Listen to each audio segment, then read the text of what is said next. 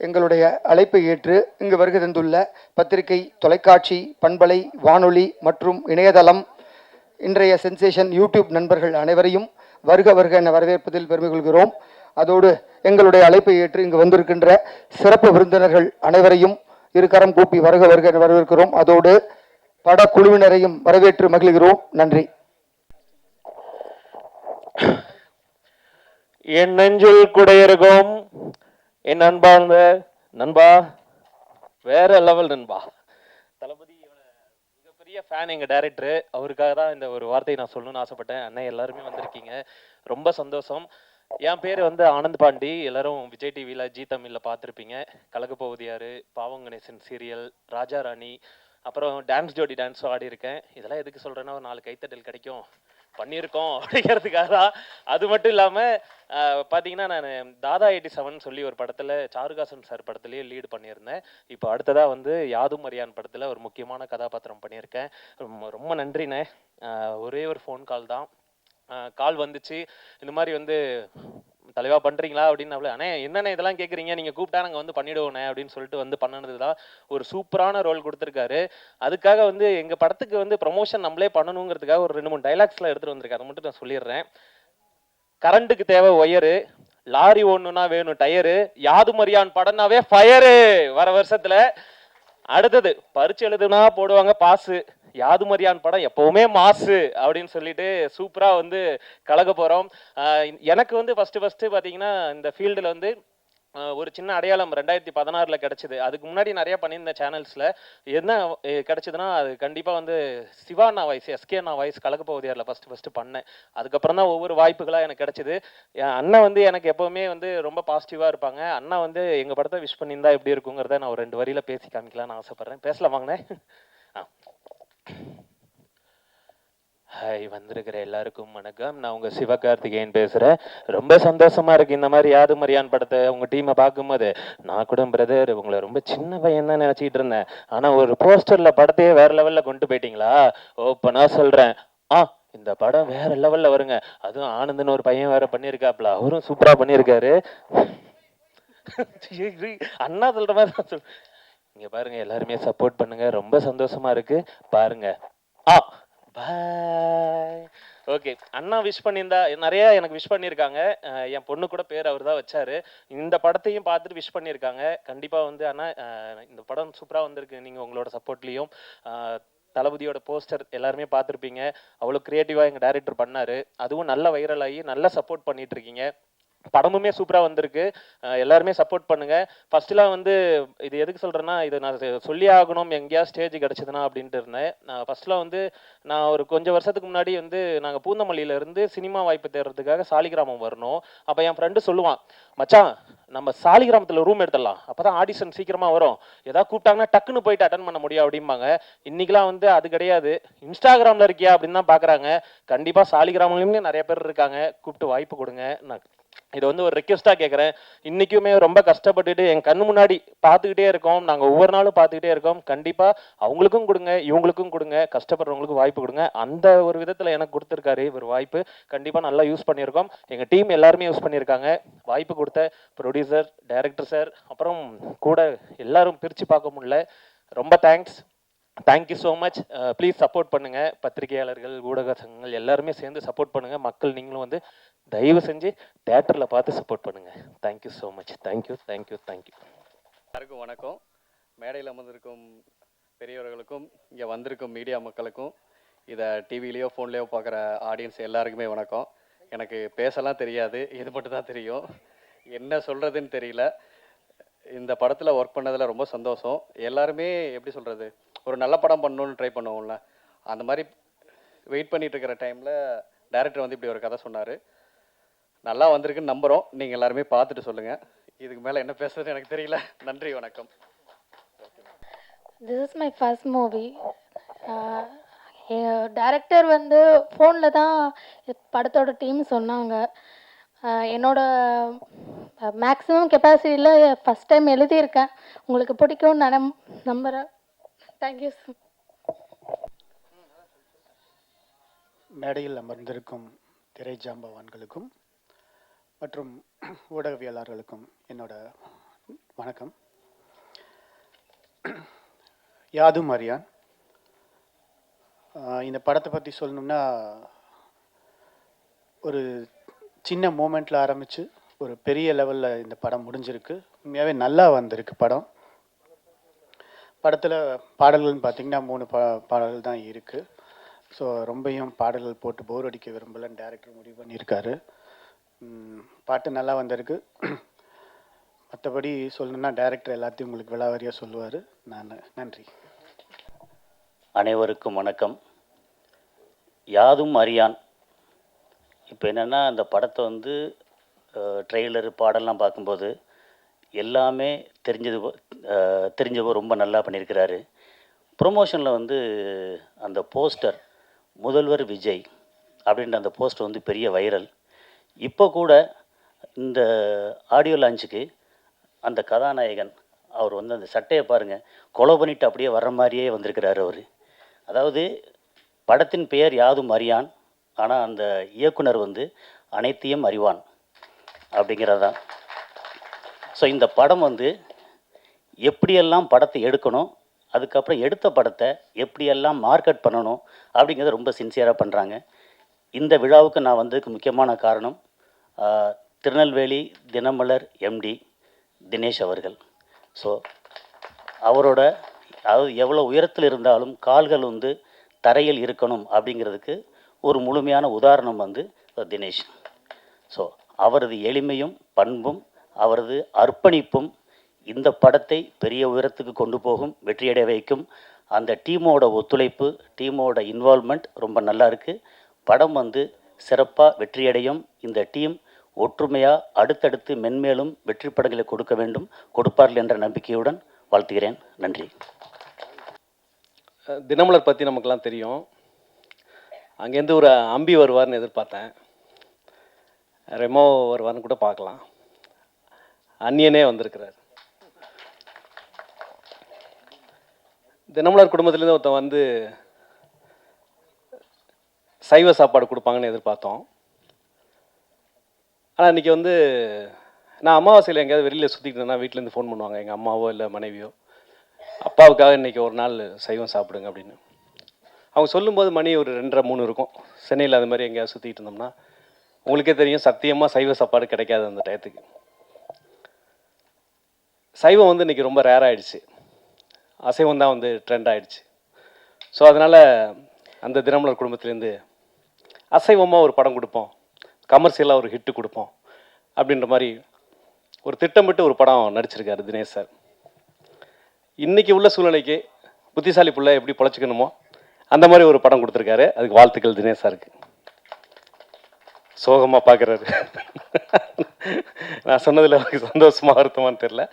நிச்சயமாக வந்து நிச்சயமாக அந்த படம் வெற்றி அடையும் போது நிச்சயமாக ஒரு உச்சக்கட்ட மகிழ்ச்சியை வந்து அனுபவிப்பார்.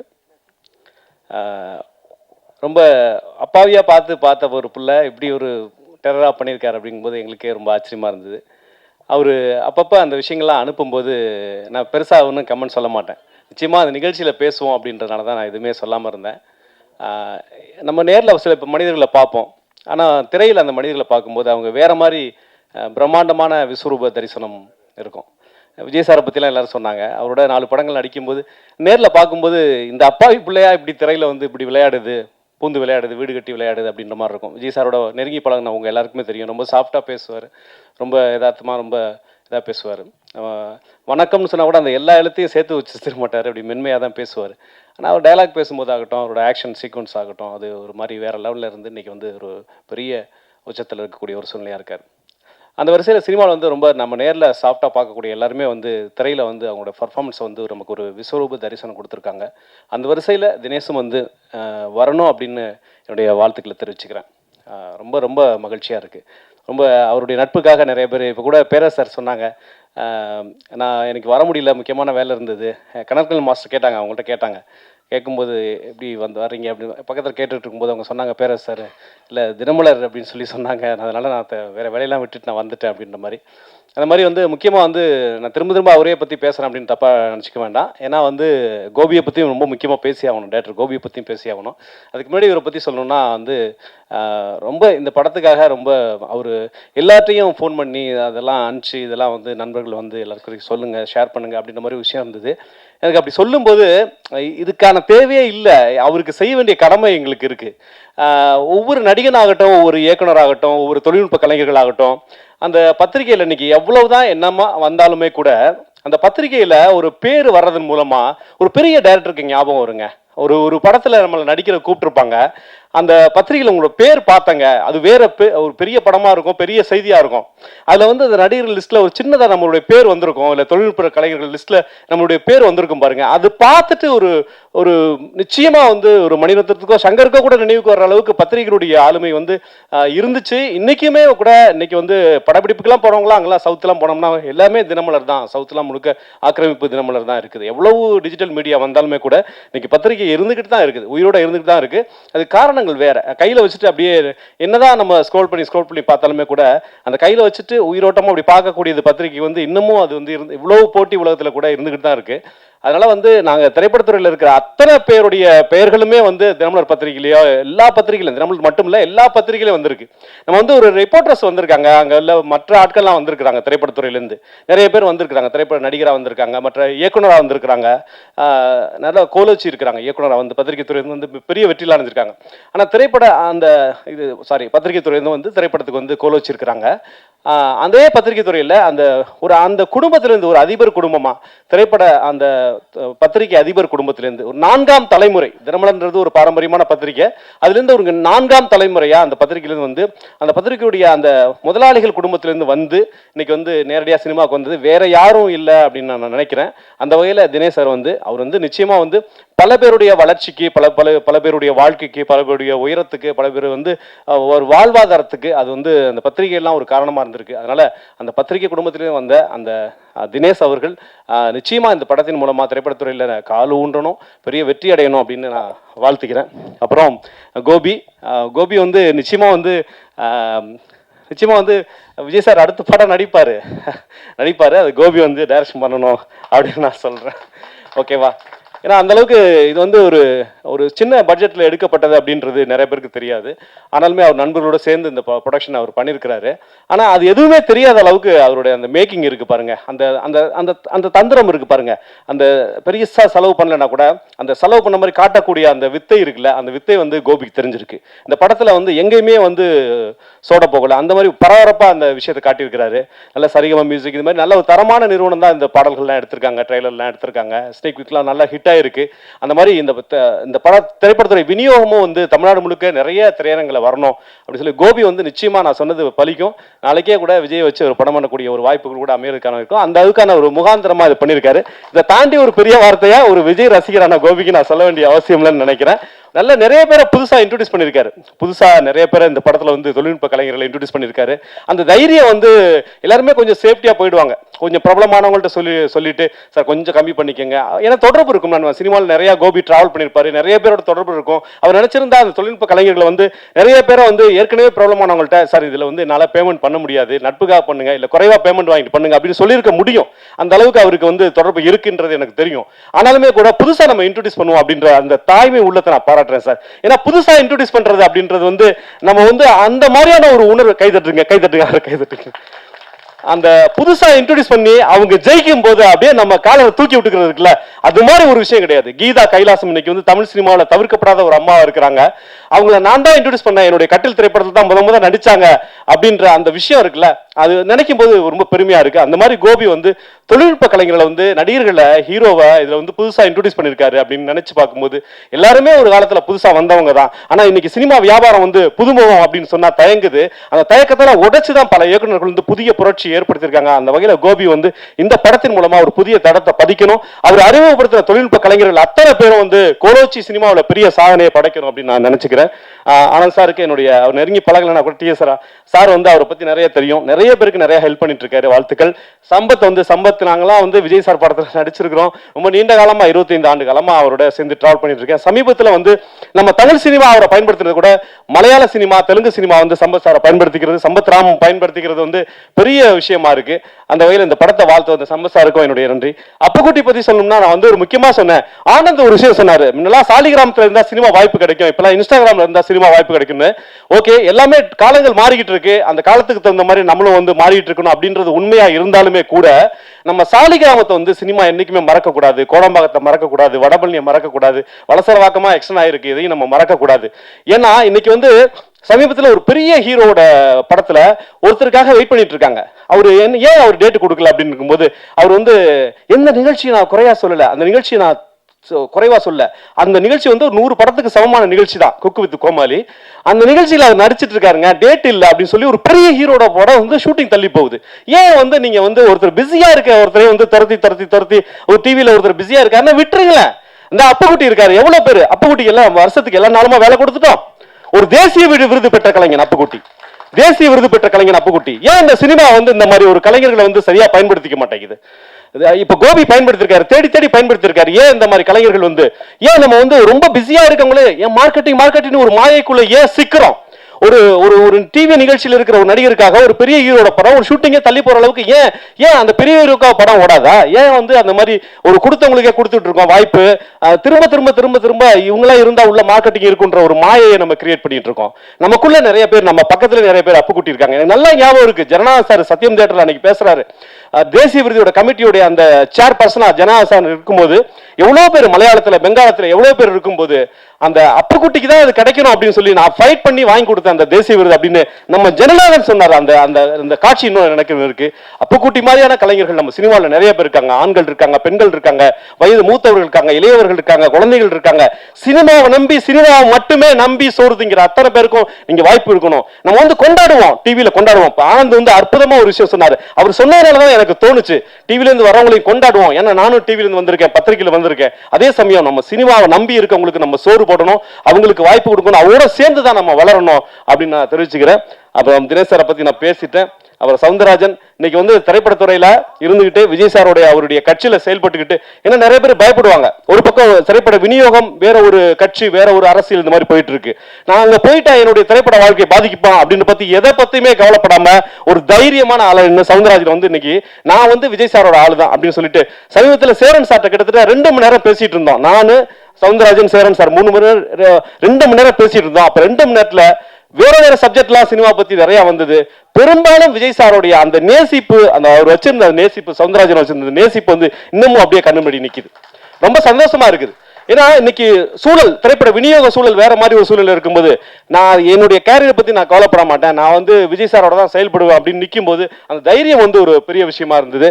மாஸ்டர் உங்களை வணங்குற மாஸ்டர் இன்னைக்கு வந்து நம்ம துறையிலேருந்து ஒருத்தர் இன்னைக்கு வந்து சினிமாவில் வந்து இன்னைக்கு வந்து தன்னுடைய உயிரை பலி கொடுத்துருக்காரு. உங்க எல்லாருக்கும் சொல்றேன், இந்த பாருங்க, சினிமா வந்து சாதாரணமாக போற போக்கில் வந்து நீங்க வந்து மொபைல்ல பாத்துறீங்க. சினிமாவில் மொபைல்ல பாருங்க, 2ஆம் தடவை பாருங்க, முதல் தடவை தியேட்டர்ல பாருங்க. இந்த படம் தியேட்டருக்கான படம் தான். இந்த படம் வந்து ஓடிடியில் வரும், அதுக்கு முன்னாடி தியேட்டர்ல வரும்போது பாருங்க. சில படங்கள் ஓடிடியில் மட்டும் பார்த்தா போதும் அப்படின்ற மாதிரி பாருங்க. இந்த மாதிரியான படங்கள் தியேட்டருக்கான படம் தான். இவ்வளவு உயிரை கொடுத்து மாஸ்டர் வந்து இன்னைக்கு அவங்கள்ட்ட இருந்து வந்தவங்க எத்தனையோ பேர் இருக்காங்க. மாஸ்டர் வந்து எத்தனையோ தடவை மரணத்தை இன்னைக்கு வந்து ஒரு உயிரை பலி கொடுத்துருக்கோம். இன்னைக்கு வந்து மோகன்ராஜ் பலி கொடுத்துருக்கோம், நம்ம பலி கொடுத்துட்டு இங்க நின்றுகிட்டு இருக்கோம் சினிமாவில். மாஸ்டர் வந்து எத்தனையோ தடவை அது மாதிரி ரிஸ்க் எடுத்திருப்பாரு. மாஸ்டர் ரிஸ்க் எடுத்ததுனால, நம்ம கடல் கண்ட மாஸ்டர் ரிஸ்க் எடுத்ததுனால எத்தனையோ ஹீரோஸ் வந்து இன்னைக்கு பேசப்பட்டிருப்பாங்க. எத்தனையோ ஹீரோஸுக்காக அவர் வந்து உயிரை பணயம் கொடுத்து அவர் வந்து ஸ்பாட்ல நின்றுப்பாரு, அவங்களுக்காக பல விஷயங்களை பண்ணியிருப்பாரு. அவங்க வந்து பேர் வாங்குறதுக்கு மாஸ்டர் வந்து நம்ம உயிரை கொடுத்துருப்பாரு. இன்னைக்கு உயிரை கொடுத்த ஒரு நமக்கு வந்து செஞ்சுட்டு இருக்காங்க. ஆனால் போகிற போக்கில் வந்து நம்ம சினிமா வந்து ஃபர்ஸ்ட் காப்பியே மொபைலில் பார்த்துட்டு இருக்கோம். பாருங்க, மொபைலில் இந்த டெக்னாலஜி வந்து யாருமே தடுக்க முடியாது. மொபைலில் பாருங்க, ரசிங்க, எல்லாம் பண்ணுங்க. ஆனால் அஃபீஷியலாக இது எங்கே ரிலீஸ் ஆகுது அங்கே முதல்ல பார்த்துருங்க. அஃபீஷியலாக தேட்டரில் ரிலீஸ் ஆச்சுன்னா தேட்டரில் பார்த்துட்டு அப்புறமா மொபைலில் பாருங்க. அஃபீஷியலாக ஓடிடியில் ரிலீஸ் ஆச்சுன்னா ஓடிடியில் பார்த்துட்டு அப்புறமா பாருங்க. இதுதான் நான் சொல்ல ஒரு விஷயம். ஏன்னா வந்து எத்தனையோ ஃபைட் மாஸ்டர்கள் அந்த ஒரு தியாகம் தான் வந்து நம்ம தமிழ்நாட்டுக்கு வந்து மிகப்பெரிய ஆக்ஷன் ஹீரோ கொடுத்துருக்கு. அதை நம்ம மறக்கக்கூடாது. மாசுக்கும் என்னுடைய நன்றி. பேரரசு சாரை பற்றி சொல்லணும்னா, ஏன் வந்து இந்த படத்தை பாராட்ட வந்துட்டு எல்லாரையும் பாராட்டுறேன் அப்படின்னா, எல்லாரும் ஒருத்தர் தொடர்பில் ஒருத்தர் சங்கிலி பிணைக்கப்பட்டிருக்கிறோம். அதனால தான் பேரரசு சார் இன்னைக்கு சார் விஜய் சார் வந்து இன்னைக்கு உச்சத்தில் இருக்கிறது காரணம் பல இயக்குனர்கள் சில இயக்குனர்கள், அந்த சில இயக்குனர்களை மிக எண்ணிக்கையில் சொற்பமான குறிப்பிடத்தக்க ஒரு 4 இயக்குனர்களை தாண்டி வேற இயக்குனர்களே கிடையாது. அந்த 4 இயக்குனர்கள் இல்லைன்னு சொன்னா, அந்த விக்ரமன் சார் தொடங்கி அதுக்கப்புறம் வந்த ஒரு 4 இயக்குனர்கள் இல்லைன்னு சொன்னா இன்னைக்கு விஜய் சார் இல்லை. அந்த 4 இயக்குனர்கள மிக மிக முக்கியமான இயக்குனர் நம்ம பேரரசு சார். அவர் விஜய் சார் சமீபத்தில் கடைசியா அதிரி புதிரியா உண்மையான மக்களுக்கு பிடிச்ச ஹிட் கொடுத்த படம் கொடுத்ததுன்னு சொன்னா சத்தியமா சொல்லுங்க, பேரரசு சார் படத்தை தாண்டி அதுக்கப்புறம் ஒரு படம் கொடுத்தான்னு சொன்னா இல்ல. மார்க்கெட்டிங்கால ஒரு விஸ்வரூபமா பேசப்பட்டிருக்கலாம், வியாபாரத்தில் அதை தாண்டி போயிருக்கலாம், அதை தாண்டி நிறைய வசூலா இருக்கலாம், நிறைய இருக்கலாம். ஆனா ஒரு எல்லாருக்கும் பிடிச்ச மாதிரி ABC எல்லா சென்டர்லையும் பிடிச்ச மாதிரி ஒரு படத்தை கொடுத்தது விஜய் சார். கடைசியா கொடுத்தது வந்து திருப்பாச்சி சிவகாசி தான். அப்படி ஒரு பெரிய ஹிட்டை கொடுத்த ஒரு பேரரசு சார். மலையாளத்துல இது மாதிரி ஒரு ஹிட் கொடுத்த ஹீரோ இருக்கா, டைரக்டர் இருக்கான்னு சொன்னா அந்த ஹீரோ திரும்ப அந்த டைரக்டரை கூப்பிட்டு வாங்க நம்ம படம் பண்றோம் அப்படி சொல்றாங்க. மலையாளத்துல ஒரு ஹீரோ கொஞ்சம் பின்னணி டைரக்டர் கூப்பிட்டு ஹீரோக்கு படம் கொடுக்குறாங்க. இது மாதிரி ஒருத்தருக்கு உதவி பண்ணிக்கிறாங்க. ஆனா தமிழ்ல அப்படிப்பட்ட ஒரு சூழல் இல்லை. அப்படிப்பட்ட ஒரு சூழல் வரணும்.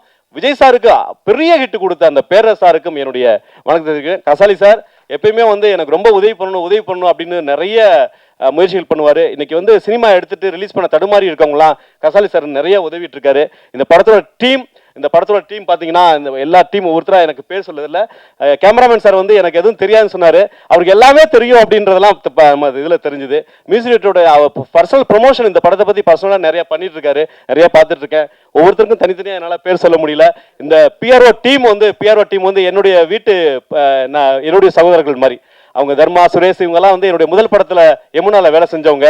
அவங்களுக்கும் என்னுடைய வாழ்த்துக்கள். விஜய் ஆனந்த் இந்த படத்தை தாங்கி நிற்கிறாரு. இந்த படம் வந்து எல்லா இடத்துக்கும் போய் சேரணும் அப்படின்னு சொல்றாரு. நீங்க இங்க உட்காந்துருக்க யாருமே வந்து எனக்கு புதுசான ஆட்கள்லாம் கிடையாது. நம்மளாம் வந்து 20 வருஷமா 25 வருஷமா பார்த்த நபர்கள். புதுசா ஊடகத்துக்கு ஒரு சில பேரோட நம்ம பழகிருக்கோம். எல்லாரும் சேர்ந்து இந்த படத்தை வெற்றியடைய வைப்போம். நன்றி, வணக்கம். இங்கே வந்திருக்கிற பத்திரிகை, ஊடகம் மற்றும் யூடியூப் பத்திரிகையாளர்கள் அனைவருக்குமே என்னுடைய மனமார்ந்த மாலை வணக்கத்தை தெரிவிச்சுக்கிறேன். நான் நடிக்காத ஒரு படத்துக்கு வந்து பேசுகிறேன்னா இது 2வது தடவையோ 3வது தடவையோ நினைக்கிறேன். இப்போ தான் இயக்குனர் பேரரசு சாருடைய கஷ்டம் எவ்வளோ இருக்குன்னு என்னால் புரிஞ்சிக்க முடியுது. தினமும் அவர் வந்து யார் பழகினவங்க பழகாதவங்க யார் கூப்பிட்டாலும் அந்த படத்துக்கு ஆடியோ லான்ச்சுக்கு வந்து அதை என்கரேஜ் பண்ணுற ஒரு நல்ல ஒரு இதயம் அவர்.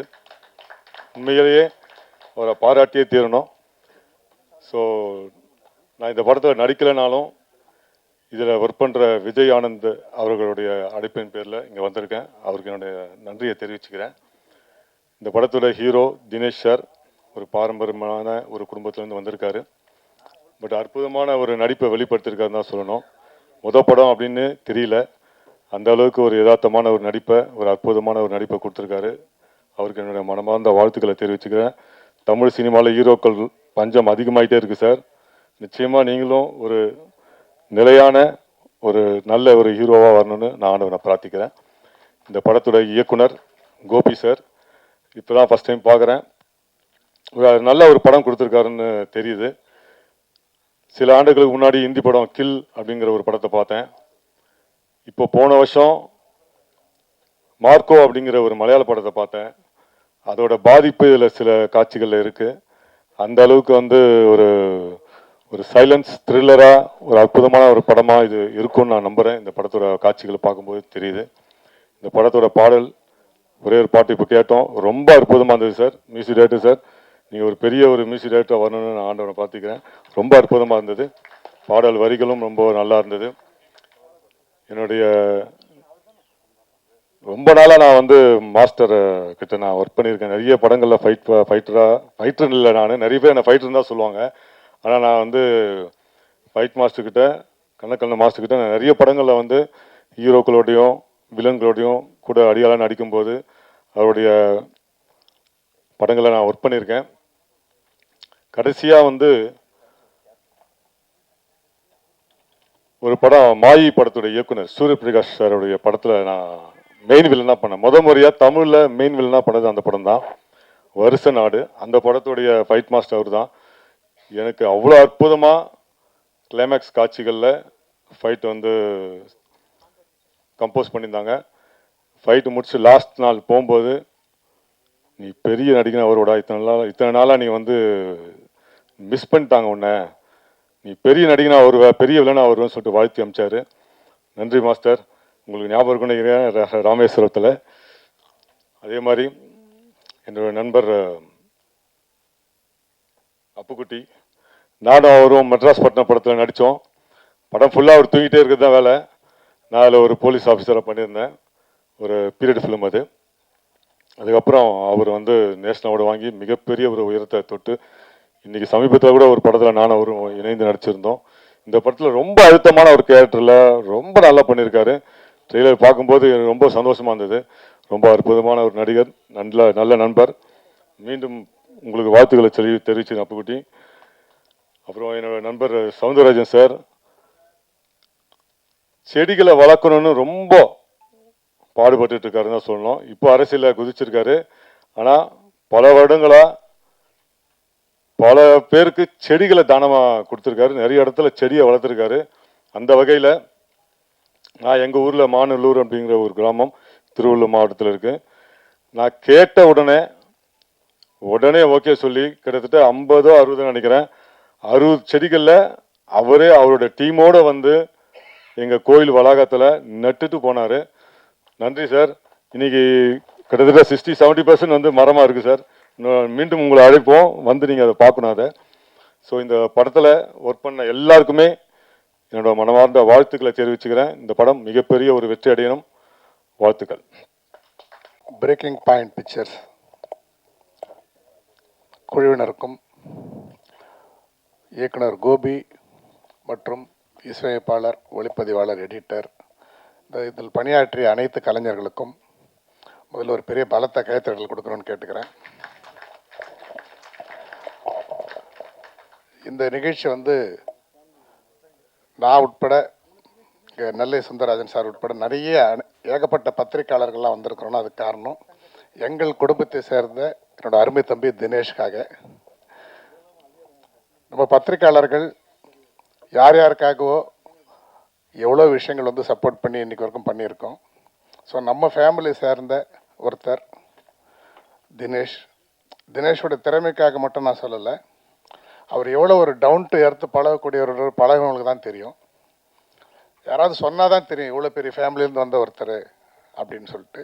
ரொம்ப எளிமையாக இருக்கக்கூடிய ஒருத்தர். நான் கூட ஆரம்பிக்கிறதுக்கு முன்னாடி எல்லாம் பேசிகிட்டு இருந்தோம். அவருடைய எளிமை வந்து அவர் மிக பெரிய உயரத்துக்கு கொண்டு போகும் அப்படின்னு சொல்லி நாங்கள்லாம் பேசிகிட்டு இருந்தோம். என்ன இந்த மாதிரி ட்ரெஸ் போட்டிருக்காருன்னு கஜாலி சார் கேட்டேன். இல்லை அவர் கொலை பண்ணிவிட்டு அப்படியே வர மாதிரி அந்த கேரக்டராக வரதுக்காக வந்திருக்காரான்னாரு. நான் கேட்டேன், அப்போ டார்ஜார் படத்தில் நடிச்சிருந்தாரா என்ன பண்ணியிருப்பார், ஒரு காட்டு மிராண்டி படத்தில் நடிச்சிருந்தா என்ன பண்ணியிருப்பாருன்னு அவ்வளோ லைவாக வந்திருக்காரு. இயக்குனருக்கு வந்து இந்த இடத்துல ஒரு பெரிய தேங்க்ஸ் சொல்லணும். ஏன்னா என்னுடைய அப்புக்குட்டியை உட்பட நிறைய பேருக்கு வந்து இந்த படத்தில் வந்து அவர் வந்து நல்ல ப்ரியாரிட்டி கொடுத்துருக்காரு. அதுக்கு ஒரு ஏன்னா வந்து ஏற்கனவே எல்லோரும் குறிப்பிட்ட மாதிரி இவங்க பேக்ரவுண்ட் எல்லாத்தையும் சொல்லி யார் வேணாலும் நடிக்க வைக்கலாம், யார் வேணாலும் வந்து இவ்வளோ தான் சம்பளம் நான் பண்ணி ஆகணும் அப்படின்னு சொல்ல வைக்கலாம். அந்த மாதிரி இல்லாமல் வந்து நிறைய பேருக்கு வாய்ப்பு தரணும்னு சொல்லிட்டு அவங்க செஞ்சுருக்காங்க.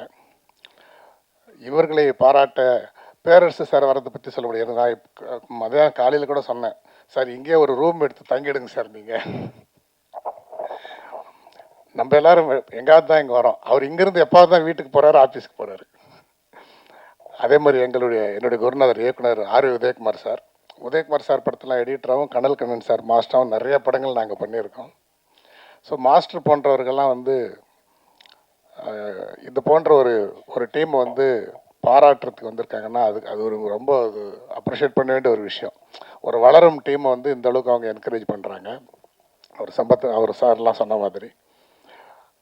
அதே மாதிரி சவுந்தர், அருமை தம்பி சவுந்தருக்கு வந்து சவுந்தருடைய அந்த வேர்டு, இன்னைக்கு விஜய் சார் பற்றி எல்லாரும் பேசுகிறாங்க, இளைய தளபதி விஜய் பற்றி.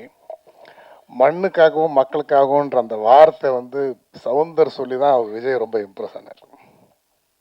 உண்மை, அவரே அதை வேந்து சொல்லியிருக்கார். அது ரொம்ப உங்கள் மேலே அவருக்கு ரொம்ப பெரிய இம்ப்ரெஷனே வந்து நீங்கள் சொன்ன அந்த ஒரு கான்செப்ட். இன்றைக்கி வந்து திரைப்படத்துறை மட்டும் இல்லாமல் அவருடைய கட்சியிலே வந்து ஒரு முக்கியமான பொறுப்பாளராக இருந்து, ஏன்னா அவர் விஜய் இந்த கட்சியெல்லாம் இப்போ தான், அதுக்கு முன்னாடிலேருந்தே எனக்கு சவுந்தர் தெரியும். சவுந்தர் ஒரு பெரிய ஆக்டிவிஸ்ட். எந்த ஒரு விஷயமா இருந்தாலும் அதில் தன்னை ஈடுபடுத்தி கொண்டு செய்யக்கூடிய ஒருத்தர். அதுக்கப்புறமா தான் ஒரு ஆர்டிஸ்ட், அதுக்கப்புறமா தான் இன்றைக்கி தாவேகா கட்சியிலோட முக்கிய நிர்வாகின்றதெல்லாம். இந்த மாதிரி ஒரு குட் ஹார்ட்டட் எல்லாரும் வந்து இந்த டீமை வாழ்த்துறதுக்கு வந்திருக்காங்கன்னா அது உண்மையிலே ரொம்ப பெரிய விஷயம். நம்மளுடைய பத்திரிக்கையாளர் சொந்தங்களுக்கு, நம்மளுடைய தோழர்களுக்கு, ஊடகத்தில் இருக்கவங்களுக்கு நான் ஒரு வேண்டுகோளாக சொல்கிறது என்னென்னா, நம்ம எல்லோரும் யார் யாருக்காகவோ எவ்வளவோ நம்ம ப்ரொமோஷன் பண்ணியிருக்கோம், யார் யாருக்காக எவ்வளவோ செய்திருக்கோம். நம்மளுடைய குடும்பத்திலிருந்து ஒரு அருமையான நம்மளுடைய சகோதரர் தினேஷ் வந்திருக்கார். அவருக்கு நாம் நிச்சயமாக எந்த அளவுக்கு இந்த படத்தை ப்ரொமோட் பண்ணி எந்த அளவுக்கு சப்போர்ட் பண்ணுமோ அந்த அளவுக்கு சப்போர்ட் பண்ணணும்னு சொல்லி கேட்டுக்கிட்டு நன்றி கூறி விடைபெறுகிறேன். நன்றி, வணக்கம்.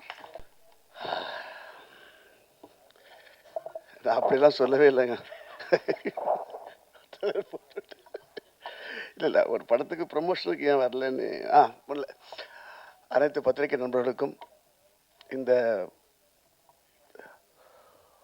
இந்த விழாவில் பங்கேற்கும் சகோதர சகோதரிகளுக்கும் மேடையில் அமைந்திருக்கும் ஜாமான்களுக்கும் முதல் வணக்கம். அப்படி ஒரு பெரிய விஷயத்தில் நான் சொல்லவே இல்லை. நான் கேட்டேன், ஏன் படத்தோட முக்கியமான ஒரு கதாநாயகன் இருக்கும்போது கதாநாயகி கண்டிப்பாக வர வேண்டும் இல்லையான்னு கேட்டேன். அவங்க ரொம்ப நிறைய படங்கள் பண்ணி பிஸியாக இருக்காங்களா தெரியாது, பேர் தெரியல, அதனால தான் கேட்டேன். தப்பாக என் பேர் தெரியாமல் அந்த ஆடியோ பக்ஷன் வந்திருக்காரு. இல்லை இப்போ கதாநாயகர் சொன்னார், இல்லை அவங்க ஏதோ பிஸியாக இருக்காங்க. சரி, பிஸியாக இருக்கு, நல்ல விஷயம்தான். ஸோ இருந்தாலும் ஒரு படத்தை மதிக்க வேண்டும். அது யாராக இருந்தாலும், நாங்கள் இந்த படத்தில் பணிபுரியவில்லை என்றாலும் இந்த திரைப்பட ட்ரெய்லரை நான் ஒரு 2 days முன்னாடி பார்த்து இது ஒரு அருமையான ஒரு, அதாவது நான் ஏன் சொல்ல வேண்டும் இல்லை, நாங்களே சொல்ல வேண்டும் என்றால், ஒரு படத்தின் முன்னோட்டம் தான் அந்த படத்துடைய கதையை நிர்ணயிக்கும், அந்த படத்துடைய குவாலிட்டியை சொல்லும். அந்த விஷயத்தில் இது முதல் குவாலிட்டியில் இருப்பதை பார்த்து பெருமை அடைகிறேன். ஏன்னா நாங்களும் எத்தனையோ படங்கள், எத்தனையோ ட்ரெய்லர்ஸ் நாங்களும் கட் பண்ணுறோம், எத்தனையோ வெளியே விடுறோம். இருந்தாலும் அந்த படத்தில் ஒரு அருமையான ஒரு முன்னோட்டம், அதுவும் அந்த எழுத்து மேற்கும் கோபி அவருடைய முயற்சி மிகப்பெரிய வெற்றி அடையும் கண்டிப்பாக. ஏன்னா அந்த படத்தில் ஒரு கான்செப்டாகவே நல்லா இருக்குது. 26ன்னு ஒரு விஷயம் சொல்லியிருந்தார், அது ஒரு நம்பிக்கை, அது நல்ல விஷயம்தான். ஒவ்வொருத்தருக்கும் ஒரு நம்பிக்கை இருக்கும் இல்லையா, நம்ம இளவரசருக்கு ஒரு நம்பிக்கை இருக்கும். என்ன சார் பேரு சாருக்கு ஒரு நம்பிக்கை இருக்கு. இல்லை ஒவ்வொருத்தருக்கும் ஒரு நம்பிக்கை இல்லை.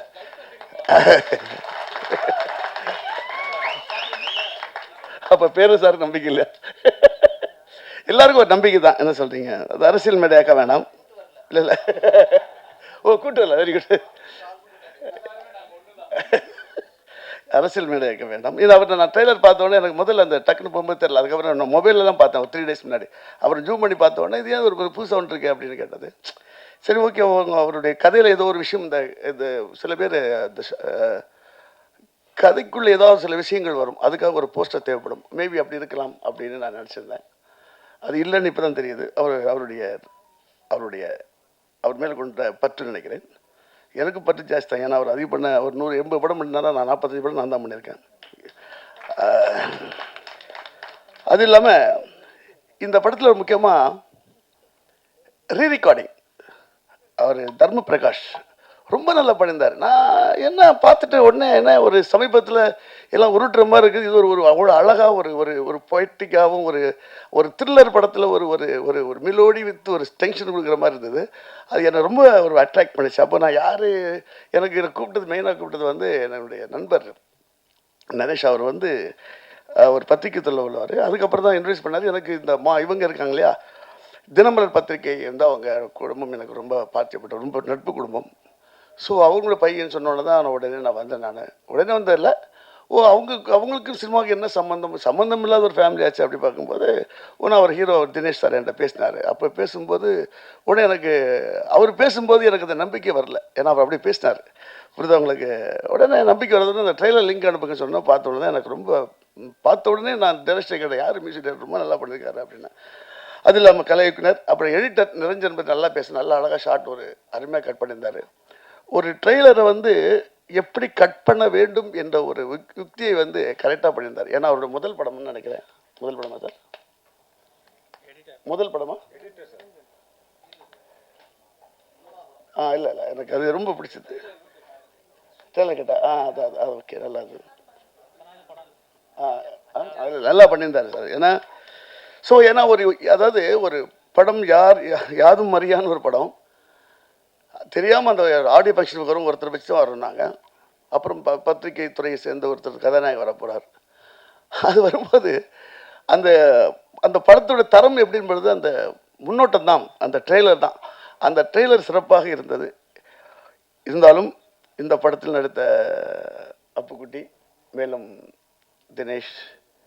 தம்பி தினேஷ் அவரும், மேலும் அந்த மலை மேல் நிற்கும் அந்த கதாநாயகர் 2 பேருக்கும், அந்த பாண்டி அவர்களுக்கும், அவர் நல்லா பண்ணி உங்கள் இன்ஸ்டாகிராம் வீடியோஸ் எல்லாம் பார்த்துருக்கேன். ரொம்ப நல்லா பண்ணுறீங்க, வாழ்த்துக்கள். இந்த படம் மேலும் வெற்றி பெற வேண்டும். இன்னொரு விஷயம், பத்திரிகை துறையிலேருந்து நமக்கு ஒரு கதாநாயகன் கிடைத்திருக்கார். அவருக்காக பத்திரிகையாளர் அவர்களுக்கு ஒத்துழைப்பு கொடுத்து மேலும் உயர்த்துவோம். நன்றி, வணக்கம். அனைவருக்கும் வணக்கம். எப்பவும் பிரசாத் தரப்பில் ஒரு 3 நேரம் ஸ்பெண்ட் பண்ணுவேன். இன்றைக்கி முழு நாள் ஸ்பெண்ட் பண்ணுற ஆகி போச்சு. அடுத்த ஃபங்க்ஷன் வேறு இருக்குது. இந்த மேடை கொஞ்சம் வித்தியாசமான மேடை தான் அது.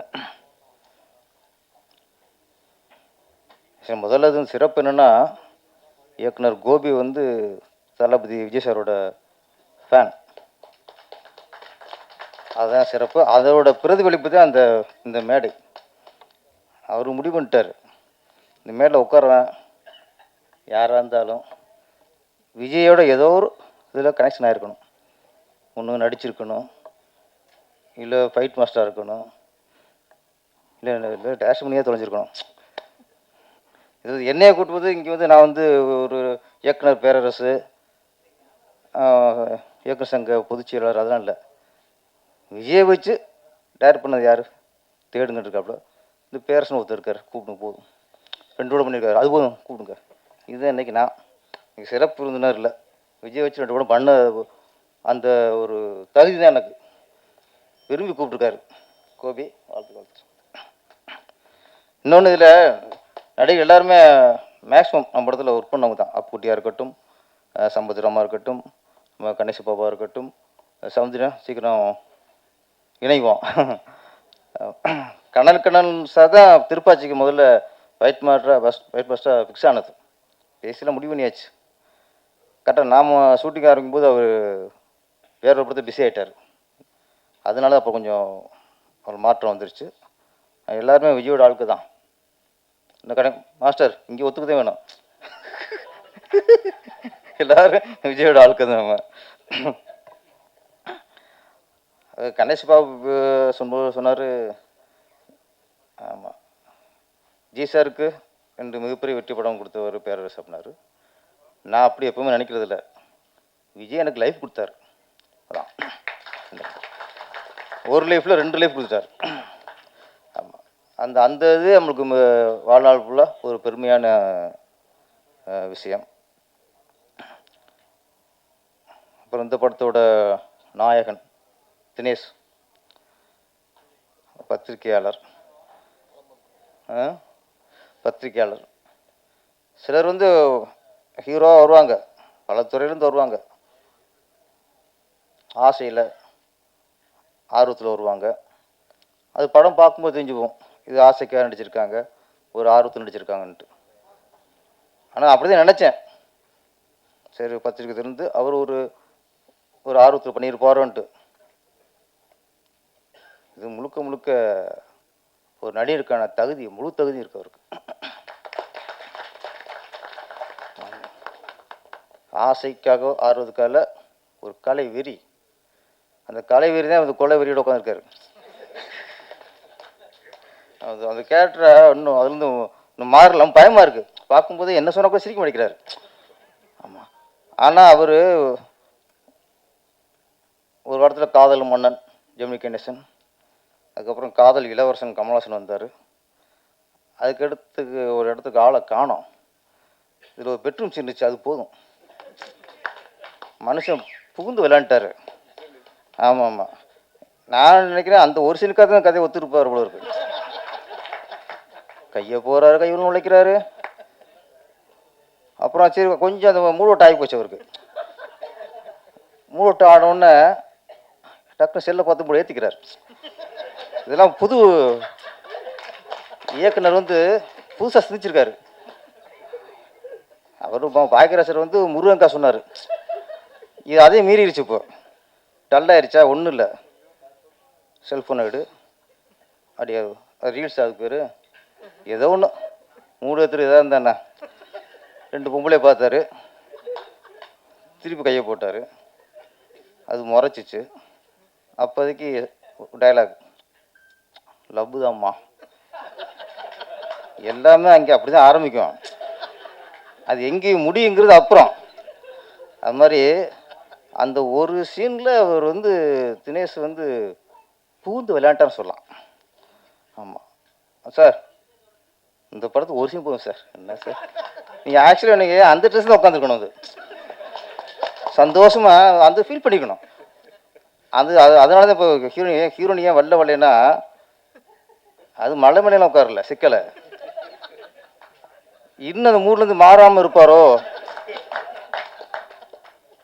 அப்படிங்கிற ஒரு பயம், நமக்கும் பயம் இருக்குல்ல. அதனால் பத்திரிக்கையாளர்ன்ட்டு ஒரு ஹீரோவாக இருக்காரு நான் சாதாரண நினச்சிட்டேன். சார் அதுக்கு சொல்ல, உங்களோட ரியாக்ஷன் எல்லா லவ் சீன்லையும் சரி, அந்த சீரியஸ் சீன்லையும் சரி, ஒரு சிறந்த நடிகராக வந்து வந்திருக்கு. கண்டிப்பாக இந்த படத்துக்கு அப்புறம் நீங்கள் அந்த பத்திரிக்கையாளன் அதெல்லாம் ஓரம் கட்டிட்டு முழு நேர நடிகராயிருங்க. ஆமாம், பத்திரிக்கையை பார்த்துக்க ஆள் நிறைய பேர் இருக்காங்கல்ல, நான் கூட வரேன். இப்போ என்ன இப்போ அது ஒன்று பாக்கி இருக்கு, அதையும் பார்த்துறேன் நான். இப்போ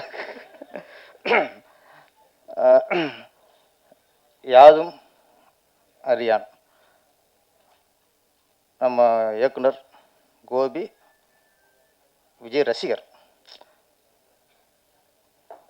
இவர் விஜய் ரசிகராக இருந்து படம் எடுக்கும்போது விஜயோட ஏதாவது ஒரு விஷயத்தை பதிவு பண்ணணும். அவர் ரசிகரா இயக்குனராக பதிவு பண்ணது அந்த பெட்ரூம் சீனை, நிறைய சீன் இருக்கு. அவர் விஜயோட ரசிகராக பதிவு பண்ணுறது விஜயை பற்றி அந்த 2006 பேக்கில் போயிட்டேங்க. நான் ஏன் அதுக்கு போயிட்டேன், திருப்பாச்சிக்கு போயிட்டேன்.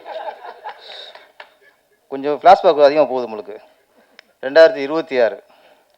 ஆமாம், அதில் விஜய் சார் எப்போ பார்க்கணுங்கிற அவருடைய கனவு, ஆசைகள், நம்பிக்கைகள் என்னென்ன சொல்லலாம். ஓகே, விஜய் மேலே உள்ள பற்று எல்லாம் சொல்லலாம். நான் வந்து விஜய் சார்கிட்ட முதல்ல இயக்குனராக தான் கதை சொன்னேன். இயக்குனராக சொல்ல, ஒரு உதவி இயக்குனராக நான் அவர்கிட்ட கதை சொன்னேன். அவர் கதை ஓகே ஆனதுக்கப்புறம் தான் நான் இயக்குனராக மாறுறேன்.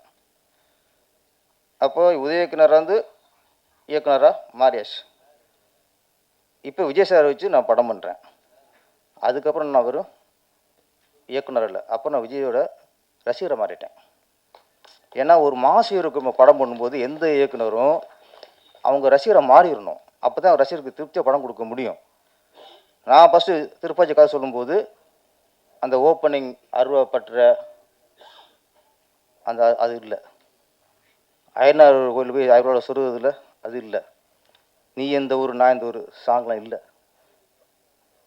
அதிலெல்லாம் கதையெல்லாம் ஆரம்பிப்பேன். அதுதான் ஃபஸ்ட் நான் விஜய் சார் சொன்னது. ஓகே, நம்ம விஜய் சார் வச்சு படம் பண்ண போகிறோம் ஆரம்பிச்சதுக்கப்புறம் விஜய் சார் ரசிகரை மாறினதுக்கப்புறம் அப்போ ரசிகர் என்னென்ன எதிர்பார்ப்பான். அப்போ தான் ஒரு ஓப்பனிங், ஒரு பில்டப்பு, அதுக்கப்புறம் ஓப்பனிங் சாங் வேணும், ரஜினி ஸ்ரீ ஒரு சாங் வேணும், இதெல்லாம் பண்ணது. அது மாதிரி நிறைய மாற்றங்கள் அப்புறம் பண்ணினான், நிறைய மாற்றங்கள். விஜய் சார் கதை சொன்னதை விட அதுக்கப்புறம் விஜய் சாருக்கு ஃபேன்ஸுக்கு பிடிக்கணுங்கிறக்கா நிறைய அதில் வந்ததை நிறைய பஞ்சு டைலாக்லாம் இப்போ யாரோ பஞ்சு டைலாக் விட்டாங்களே, என்ன டைலாக் இது? ஆமாம், நிறைய விட்டான். இது மாதிரிலாம் அப்புறம் யோசித்தோம். அப்புறம் அதுக்கப்புறம் தான் நீ பஞ்சு டைலாக்லாம் பேரஸ்ன்னு அப்புறம் திருப்பி பேர்லாம் வந்துச்சு. ஒரு விஷயந்தான் சொல்லி முடிச்சு விட்றேன். ஒரு ஆக்ஷன் படம், ஒரு பெரிய ஹீரோ வச்சு, மாஸ் ஹீரோ வச்சு படம் பண்ணும்போது அந்த இயக்குனர் அந்த ஹீரோவை லவ் பண்ணணும், நேசிக்கணும். அப்போ தான் அந்த படம் ரசிகருக்கு பிடிச்ச படமாக வரும், வெற்றி அடையும். ஒரு மாஸ் ஹீரோ வச்சு பண்ணும்போது அந்த ஹீரோவுக்கும் டைரக்டருக்கும் மனஸ்தாபம் இந்த மாதிரி பிரச்சனை வந்துச்சுன்னா அது திருப்தியாக வராது. ஒரு க்ளோஸ்அப் வைக்கணும்னு ரசிச்சு வைக்க மாட்டோம் நம்ம. அது மாதிரி மாஸ் ஹீரோ வச்சு பண்ணும்போது அந்த ஹீரோ எப்படி அவர் கேரக்டர் எப்படியோ நம்ம லவ் பண்ணி தான் ஆகணும், படம் நல்லா வரணும்னா. அது மாதிரி லவ் ஸ்டோரி நல்லா வரணும்னா, ஒரு காதல் படம் நல்லா வரணும்னா அந்த ஹீரோனை லவ் பண்ணணும். மனசளவில் நான் சொல்கிறது, நீங்கள் லவ் லெட்டர் கொடுத்துக்கிட்டு செல்ஃபோனில் மெசேஜ்லாம் அனுப்பிடலாம் அப்படி இருக்குல்ல. மனசில் நம்ம ஃபீல் பண்ணணும், அதை ரசிக்கணும், அனுபவமாக பேச நம்ம ரசிக்கணும். அப்போ தான் நம்ம ஒரு க்ளோஸ்அப் வைக்கும்போது அது ஆடியன்ஸ் ரசிப்பான். அது மாதிரி காதல் படம் பண்ணும்போது கதாநாயகியை லவ் பண்ணுவோம். டைரக்டர் சொல்கிறேன், எல்லோரும் நீங்களாக நாங்களும் வந்து வச்சுக்காதீங்க. இயக்குனர் மாஸ் ஹீரோ வச்சு பண்ணும்போது ஹீரோவை லவ் பண்ணுவோம். இதில் கோபி வந்து ரெண்டுமே பண்ணிட்டார். அதான் உதாரணம் பெட்ரூம் சீன். கதாநாயகி லவ் பண்ணிட்டாரு, ஹீரோவையும் லவ் பண்ணிட்டாரு. மாஸ்டர் சொன்ன மாதிரி இதில் ரெக்கார்டிங் சூப்பர். அவர் சொன்னார் சும்மா உருட்டு வாங்கினார், இதில் உருட்டில் மிரட்டியிருக்காங்க. ஆமாம், எடிட்டிங் எல்லாமே நல்லாயிருக்கு. கோபி சார், நீங்கள் மிகப்பெரிய இயக்குனர் வரக்கான தகுதி இந்த டீலரில் காட்டிய இந்த படம் மிகப்பெரிய வெற்றி அடைந்து நம்ம தினேஷ் சார் மிகப்பெரிய ஹீரோவாக உருவெடுத்துடணும். கோபி வந்து மிகப்பெரிய வெற்றிப்படைய இயக்குனர் உருவாகிட்டு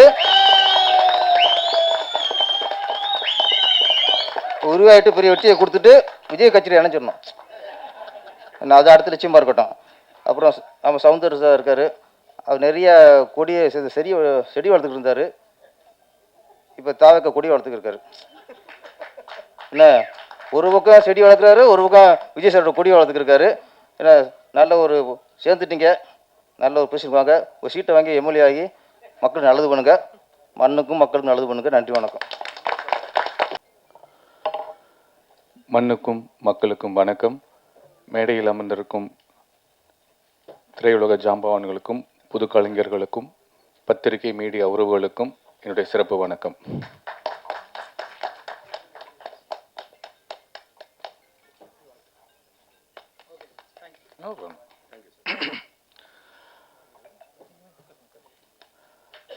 இந்த இசை வெளியீட்டு விழாவுக்கு என்னை அழைத்த என்னோட பிஆர்ஓ சதீஷ், சுந்தர் அண்ணன் அண்ட் என்னோட செல்லக்குட்டின்னு தான் சொல்லுவேன், சுரேஷ் அண்ட் தர்மா, அவங்க தான் என்னை கூப்பிட்டாங்க. எனக்கு இந்த படத்தை பற்றி எதுவுமே தெரியாது. அதுக்கப்புறம் இந்த படத்தோட ஹீரோ வந்து எனக்கு கால் பண்ணார். அவரை எனக்கு வந்து ஒரு வருஷத்துக்கு முன்னாடி இந்த மனநிலை பாதிக்கப்பட்டவங்க, உடல்நிலை பாதிக்கப்பட்டவங்களுடைய ஒரு நிகழ்வில் நான் வாலண்டியராக ஒர்க் பண்ணிட்டு இருந்தேன். அவரும் ஒரு வாலண்டியராக வந்திருந்தார். 2 நாள் 3 நாள் அங்கே தங்கி அவங்களுக்கு நாங்கள் வந்து அவங்கள ஹாப்பியாக வச்சுப்போம், அவங்களுடைய திறமைகளை வந்து வெளிக்கொண்டு வரதுக்கு ஒரு காம்படிஷன் மாதிரி வச்சு இதெல்லாம் பண்ணும்போது அங்கே பழக்கமானோம்.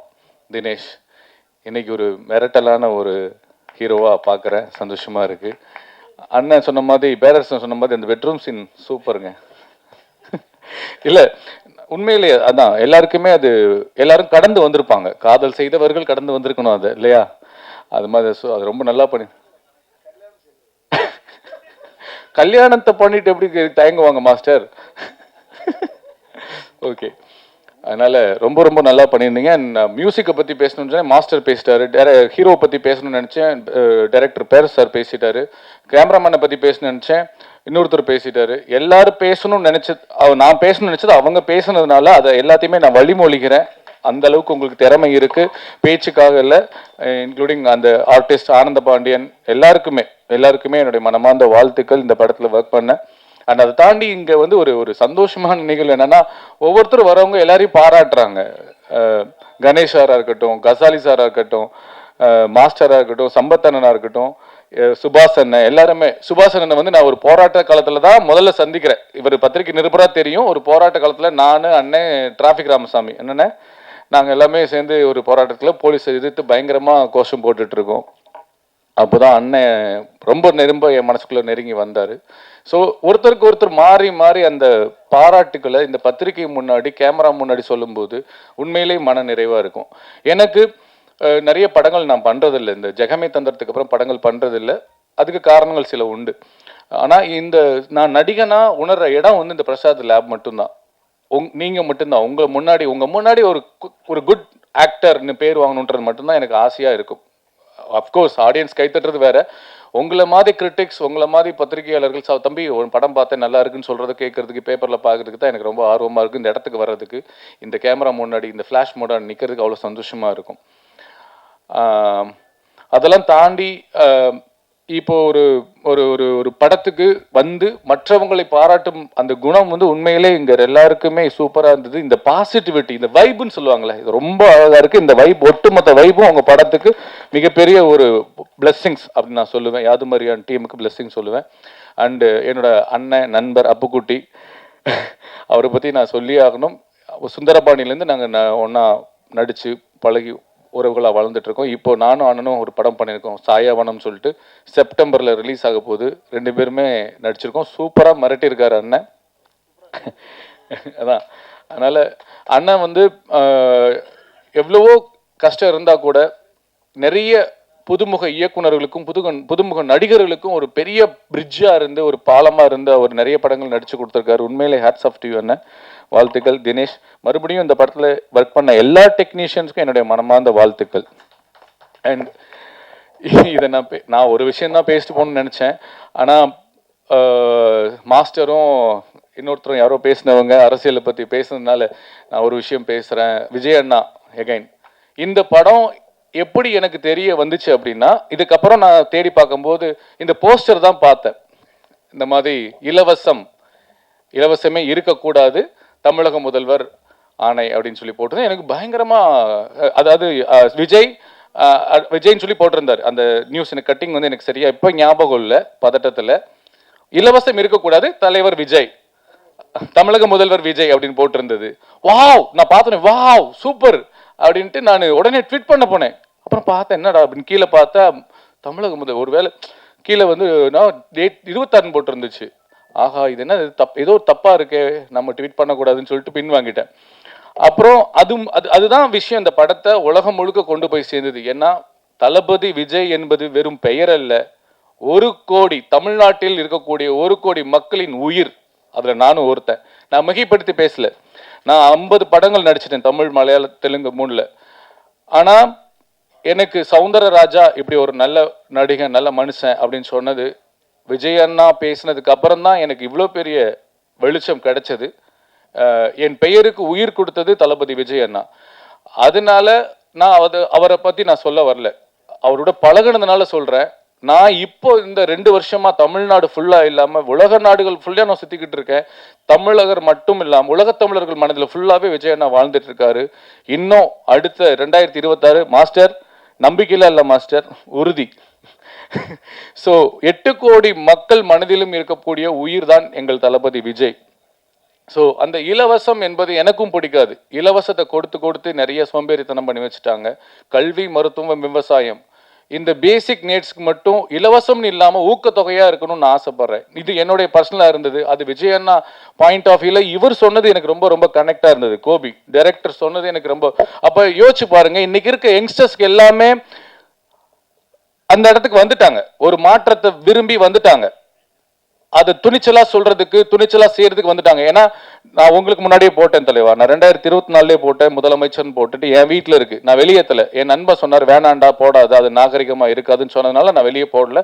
2024 காலண்டர் நான் முதலமைச்சர்னு அடிச்சு நான் எல்லாருக்குமே கொடுத்துட்டேன், என்னுடைய சொந்த பந்தத்துக்கு. ஸோ அதில் நான் உங்களை விட சீனியர், நான் பெருமைப்பட்டுக்கிறேன். ஸோ நீங்கள் தைரியமாக நீங்கள் வந்து உங்கள் படத்தில் வச்சு அதை வெளிப்படையாக போட்டு அதை ரொம்ப ட்ரெண்ட் பண்ணது ரொம்ப ரொம்ப நல்லா இருந்தது. அது ஒரு நல்ல விஷயத்துக்காக.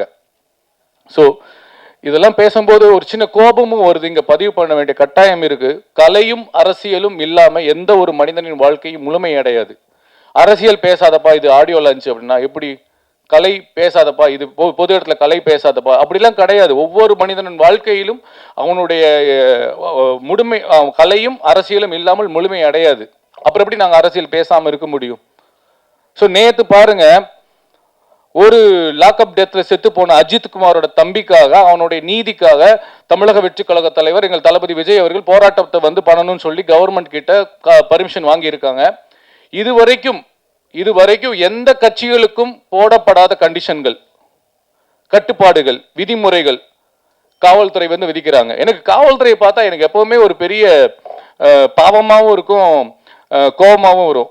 ஏன்னா எந்த கட்சி ஆட்சி வந்தாலும் அந்த ஆட்சி தலைவர்கள் தான் அந்த உள்துறை அமைச்சராக இருப்பாங்க, அவங்க தான் காவல்துறை கீழே வச்சிருப்பாங்க. எடுத்துக்காட்டுக்கு இப்போ கலைஞர் ஐயா முதலமைச்சராக இருந்தாங்கன்னா அன்னைக்கு வந்து ஜெயலலிதா அம்மா வஞ்சிக்கப்படுவாங்க. எந்த காவல்துறை இருக்கோ அதே காவல்துறை போது அவங்கள போய் அரெஸ்ட் பண்ணும். என்ன அப்போ காவல்துறை யாரை கேட்டு வேலை செய்யுதுங்க? காவல்துறைக்கு என்ன என்ன நேர்மை இருக்கு இங்க இருக்கிறது நான் கேட்கிறேன். இல்ல இது அதுதாங்க, அரசியல் இல்லாம முழுமை அடையாதுன்னு சொல்ல வரேன் நானு. இதை நான்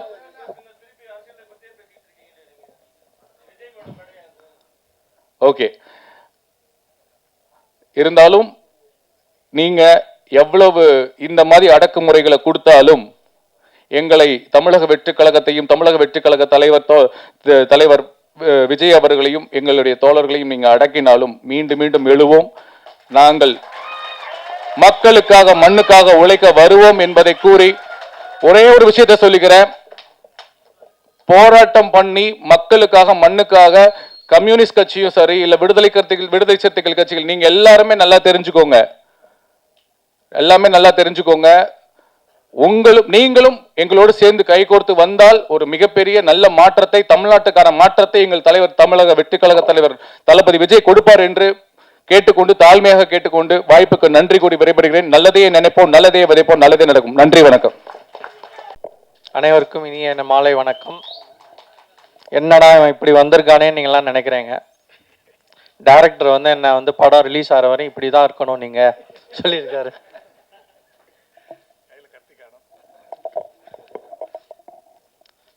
நான் வந்து இந்த ஒரு நிமிஷத்துக்காக தான் நான் இவ்வளோ வருஷமா நான் ஆசைப்பட்டு இருந்தேன்.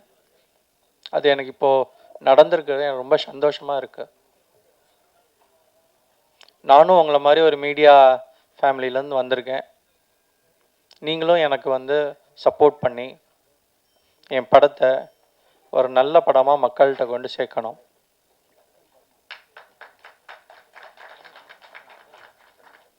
இந்த கதையை நான் கேட்கும்போது டைரக்டர் வந்து என்கிட்ட வந்து நல்ல ஒரு அதை ஃபீல் பண்ணி சொன்னார். ஸோ அதுலேயே நான் வந்து இந்த படத்தை பண்ணுறேன் சொல்லி நான் ஒத்துக்கிட்டேன். அப்புறம் அந்த நடுவில் இந்த விஜய் மேட்ரையும் சொன்னார், அது வேணுமா அப்படின்னு கேட்டேன். இல்லை சார், இது நம்ம படத்துக்கு வந்து நான் ஏற்கனவே பண்ணினது, நான் இதுக்காண்டி நான் ஸ்பெஷலாலாம் பண்ணலை சொன்னார். சரி ஓகே இருக்கட்டும் அப்படி சொல்லி நாங்களும் தைரியமாக பண்ணி முடிச்சிட்டோம். நான் வந்து உங்கள் வீட்டு பிள்ளை, நீங்கள் தான் என்னை ஒவ்வொரு படியாக என்னை மேலே ஏற்றி விட்டு உச்சத்துக்கு கொண்டு போகலைனாலும் ஓரளவு மக்களுக்கு தெரிகிற ஒரு நடிகராக என்னை நீங்கள் கொண்டு போய் நிறுத்தணும். நாங்கள் எல்லாரும் ஒரு சின்ன ஒரு பட்டிங் டீம் தான். எங்கள் கூட ஒர்க் பண்ண எல்லாருமே வந்து ஒரு 2 படம் 3 படம் பண்ணவங்க தான். யாருமே 10 படம் 50 படம் பண்ணவங்க கிடையாது. ஸோ இதில் எல்லாருமே இரவு பகல் பார்க்காம எங்கள் கூட நல்லபடியாக உழைச்சி கொடுத்துருக்காங்க. எல்லாருக்கும் யாதும் மரியான் சார்பாக எங்களோட நன்றிகள். பத்திரிகையாளருக்கும் நீங்களும் மக்கள்கிட்ட நல்லபடியாக கொண்டு போய் சேர்ப்பீங்க. தேங்க்யூ. இந்த மேடையில் வந்து அமர்ந்திருக்கும் பெரியவர்களுக்கும் எனது அன்பான வணக்கம். நீங்கள்லாம் வந்தது எனக்கு ஒரு பூஸ்ட் கிடைச்ச மாதிரி. தேங்க்யூ. பத்திரிகை நண்பர்கள் அனைவருக்கும் வணக்கம். சந்தோஷம். டைம் கம்மியாக இருக்குது. மேடையில் இருக்கும் அனைவருக்கும் வாழ்த்து சொன்ன வந்த அனைவருக்கும் என்னுடைய நன்றியை தெரிவிச்சுக்கிறேன். இந்த கதையில் ஒரு நல்ல கதாபாத்திரம் கொடுத்த கோபி சாருக்கு என்னுடைய நன்றி. சொன்ன மாதிரி இந்த கதை எப்படின்னு சொல்லும்போதே என்ன சொல்லும்போதே இல்லை சார் ஒரு த்ரில்லர் படம் அவ்வளோதான் சொன்னார். அப்புறம் ஸ்பாட்டுக்கு போனால் ஒவ்வொரு சீனாக கேட்குறேன், சீனை ஃபுல்லாக சொல்லவே மாட்டேங்கிறேன். சார் சீனை சொல்லிட்டு படம் எடுங்கன்னா என்ன சார் சீனை சொல்லவே மாட்டேங்கிறீங்க? இல்லை சார் சொன்னால் சஸ்பென்ஸ் போயிடும் அப்படிங்கிறாரு. எனக்கு அதனால் சீனு சொல்லாமலே என்ன நடிக்க வச்சப்பல. இவர் ஹீரோ யாருங்க அப்படின்னு கேட்டால் போய் நின்று கண்ணாடி போட்டு பாக்யராஜ் சார் மாதிரி வந்து நிற்கிறாரு. இன்னைக்கு பாக்யராஜா யாராவது ஏற்றுவாங்களா நமக்கு தெரியலையே, எப்படி நடிக்கிறாரு அப்படின்னு பார்த்தா தலைவன் ஏதோ சாதாரணமாக இந்த நடிக்க வராது போல இருக்குன்னு நினச்சேன். ஆனால் பட்டையை கிளப்பிட்டாப்புல. தினேஷ் சார் நான் எதிர்பார்க்கவே இல்லை. அதுக்கப்புறம் தான் எனக்கு தெரியும் தினமலரில் பத்திரிகை ஓனர் அப்படின்ட்டு. என்னப்பா நமக்கு இவர்கிட்ட பயிற்சி கூட கொஞ்சம் பயந்து கிந்து இருக்கலாம் அப்படின்னு பார்த்தா அவர் என்ன பார்த்து பயப்படுறாரு. ஐயோ என்னடா இது, நான் சார் நீங்கள் எப்படி நல்லா நடிக்கிறேன்னா இப்படி கெஞ்சி கேட்குறாரு. சூப்பரா சார், பரவாயில்லையா சார், நல்லா பண்ணேண்ணா. என்ன இவர் நம்மகிட்ட போய் கெஞ்சிக்கிட்டு இருக்காரு. நம்ம இவர் ஏதாவது யூஸ் போட வைக்கலாம், யூஸ் பண்ணிக்கலான்னு பார்த்தா இவர் நான் நல்லா நடிக்கிறேன்னா டெய்லி இதே வேலையாக போச்சு, நம்ம பதில் சொல்கிறதே வேலையாக போச்சு. அதுமாதிரி நம்ம ஆனந்த் பாண்டி தம்பி அவனும் இதே தான். அண்ணா பரவாயில்லையாண்ணா தம்பி வந்துடுவேண்ணா. வந்துடுவேடா, எங்கடா இது சினிமாக்குள்ளே தானே இருக்கு, வேற எங்கேயா போயிருக்கேன். நான் சாலிகிராமத்தை சுற்றும் போது கண்டிப்பாக வந்து தான் வேறு வழியே கிடையாது, வந்துடுவேடா அப்படின்னு. அதுமாதிரி அந்த பொண்ணுங்க அவங்க ட்ரெஸ்ஸை பார்க்குறதே வேலை, இவங்க அங்கேயே பார்த்துட்டு இருக்காங்க மைக்கை வச்சுட்டு. இல்லைடா நம்ம எல்லாருமே தான் விடு, ஏன்னா என்ன சொல்லலாம் தப்பாக நினைப்பாங்க. இந்த பிள்ளைங்க ட்ரெஸ்ஸு கவர்ச்சியாக கொஞ்சம் பண்ணிட்டு வருமா, சரி நம்ம கண்ணு அந்த பக்கம் அப்படி திருப்பிக்கிட்டு அப்படி வயசுக்கு மரியாதை கொஞ்சம் திருப்பிக்குவோம் அப்படின்னு பார்த்தா டக்குன்னு அண்ணன் அப்படிங்க. ஐயோ அண்ணன் வேற சொல்லிட்டு இருந்த பாப்பா இப்படி. ஆனால் எல்லாருமே நட்பா ஜாலியாக சந்தோஷமாக ஒர்க் பண்ணோம். அதே மாதிரி இணை தயாரிப்பாளர் தம்பி பேர் என்ன மறந்துட்டேன், சித்திக்கு சொல்லாமல் விட்டோன்னா அவ்வளோதான், அடுத்த படத்தில் என்னை வச்சு செஞ்சிருவான். அந்தளவுக்கு ஒரு கவனிப்பு. இது வந்து ட்ரிப்பு போன மாதிரி தான் இருந்தது. அந்த காட்டேஜெலாம் நாங்கள் ட்ரிப்புக்கு தங்கியிருந்த மாதிரி இருந்தது. நான் நிறையா பேசலான்னு பார்த்தேன், டைம் இல்லாமல் போச்சு, என்ன பண்ணுறதுன்னு தெரில. சார் மன்னிச்சிங்க, படம் ரொம்ப நல்லா வந்திருக்கு, சந்தோஷம். நானும் இந்த படத்தில் ட்ரெய்லர் இதெல்லாம் பார்த்துட்டு என்னடா விஜயா புகழ்ந்துட்டு இருக்காங்க, நம்மளை எதுவும் சொல்லாமல் இருக்காங்களே, படத்தில் நம்ம நடிச்சிருக்கோம், விஜய் சார் இதான் வந்து நான் பின்ன லாஸ்ட்டில் உள்ள பார்க்கவே இல்லை. லாஸ்ட்டில் இந்த இது வரும்னு தெரியாது. அதுக்கப்புறம் தான் நியூஸாக வருது நாளைய முதல்வர் அப்படின்ட்டு. எனக்கும் கொஞ்சம் ஷாக்காக தான் இருந்தது. எப்படின்னு தெரில, பார்ப்போம். தெரில, அது நம்ம கையில் இல்லை, மக்கள் கையில் இருக்குது. அது அவங்கவுங்கள நேரத்தை பொறுத்து இருக்குது. சந்தோஷம். இந்த படத்தில் நான் ஒரு முக்கியமான நல்ல கதாபாத்திரம் பண்ணியிருக்கேன். கண்டிப்பாக உங்கள் எல்லாத்தையும் கொஞ்சம் லைட்டாக பயமுத்துற கேரக்டர் தான். நீங்கள் பார்த்துட்டு சொல்லுங்கள். பத்திரிகை நண்பர்கள் எல்லாரும் சப்போர்ட் பண்ணுங்கள். நன்றி, தேங்க்யூ. டைம் இல்லாத காலத்தில் சீக்கிரம் முடிச்சிட்டேன். தேங்க்யூ. இங்கே எங்களுடைய அழைப்பு ஏற்று வந்திருக்கிற அனைத்து சிறப்பு விருந்தினர்கள் அனைவருக்கும் வணக்கம். தேங்க்ஸ் சொல்கிறதுக்கு இவ்வளோ வச்சுருக்கேன், ஆனால் டைம் இல்லை. அதனால் மேடையில் இருக்கிற எல்லாருக்குமே எங்களை அழைப்பு ஏற்று வந்ததுனால ரொம்ப நன்றி.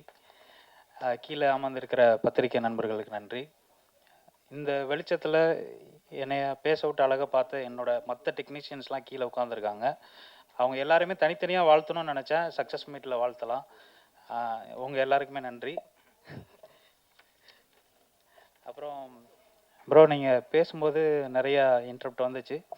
நம்ம இக்னோர் நெகட்டிவிட்டியை ஃபாலோ பண்ணிகிட்ருக்கோம் ப்ரோ, அதனால் தைரியமாக இருங்க, அடுத்து பார்த்துக்கலாம். நம்ம நான் நேரடியாக விஷயத்துக்கு வரேன். எல்லாருமே இந்த மேட்ரு ஏன் வச்சிங்கன்னு சொல்லி கேட்டே இருந்தாங்க. நிறைய இடத்துல ஒரு சில மீம்ஸ் கூட பார்த்தேன் நான். எப்படி இந்த படத்தில் இந்த சீன் வராது, நீங்கள் வேணால் பாருங்கள், ப்ளர் பண்ணிடுவாங்க, இல்லைனா கட் பண்ணிடுவாங்க அப்படின்னு சொல்லி நெகட்டிவாக தான் சொன்னாங்க. நீங்கள் கண்டிப்பாக தைரியமாக படம் வந்து பார்க்கலாம். நீங்கள் ட்ரெய்லரில் பார்த்த எல்லா சீனுமே அந்த படத்தில் இருக்குது. ஸோ நீங்கள் நல்லா என்ஜாய் பண்ணி பார்க்கலாம் கண்டிப்பாக. அப்புறம் சார் எல்லாருமே வந்து நல்லா என்கரேஜ் பண்ணி மிகைப்படுத்தி பேசுனதை பார்த்தா எனக்கு பயமாக இருக்குது. ஏன்னா நிறைய பொறுப்பு இருக்கிற மாதிரி இருக்குது. இவங்களாம் ரொம்ப எக்ஸ்பெக்ட் பண்ணுறாங்க இந்த படம் நல்லாயிருக்கும் அப்படின்னு சொல்லிட்டு. ஸோ நானும் நம்புகிறேன். நீங்கள் எல்லாருமே படம் பார்க்க வரும்போது 0% எக்ஸ்பெக்டேஷனோட வாங்க. நான் வந்து 2000 கோடி வசூல் பண்ணணுன்னு நான் சொல்லலை. எங்கள் படத்தில் ஃபைட் இருக்குது, சாங் இருக்குதுன்னு நான் சொல்லி ட்ரோல் பண்ணல. ஸோ நீங்கள் 0% எக்ஸ்பெக்டேஷனோட வாங்க, கண்டிப்பாக உங்களுக்கான ஒரு படமாக இருக்கும். அப்புறம் இன்னொரு விஷயம், சூர்யா சார் வந்து ஒரு படத்தில் ஒரு வசனம் சொல்லியிருப்பார், 5000 ரூபா இருந்தால் காய்கறி கடை வைப்பேன், 50,000 ரூபா இருந்தால் மளிகை கடை வைப்பேன், 5 லட்ச ரூபா இருந்தால் டிபார்ட்மெண்ட் ஸ்டோர் வைப்பேன்னு சொல்லியிருப்பார். அந்த மாதிரி இந்த படம் வந்து பட்ஜெட்டில் பண்ணதுனால நான் ஒரே ஒரு சீனை ஒரே ஒரு பேப்பரில் வச்சேன். நல்ல பட்ஜெட்டில் பண்ணியிருந்தேன் அப்படின்னா ஒரு ஏஐயில் ஒரு சிஜியில் கொண்டு வந்து வச்சுருப்பேன். பேன் இண்டியா படமாக பண்ணியிருந்தா சிஎம்னே வச்சுருக்க மாட்டேன், பிரதமர்னு கூட வச்சுருப்பேன்.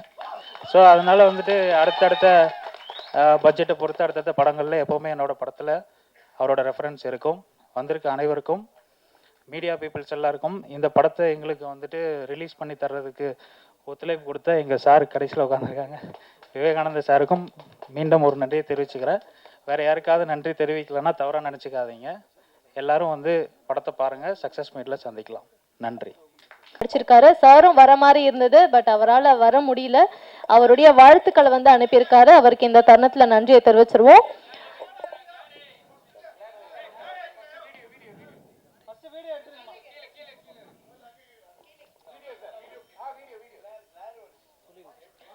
வர வெள்ளிக்கிழமை 18ஆம் தேதி யாதும் அறியான் திரைப்படம் வெளியாக இருக்கிறது. அதை முன்னிட்டு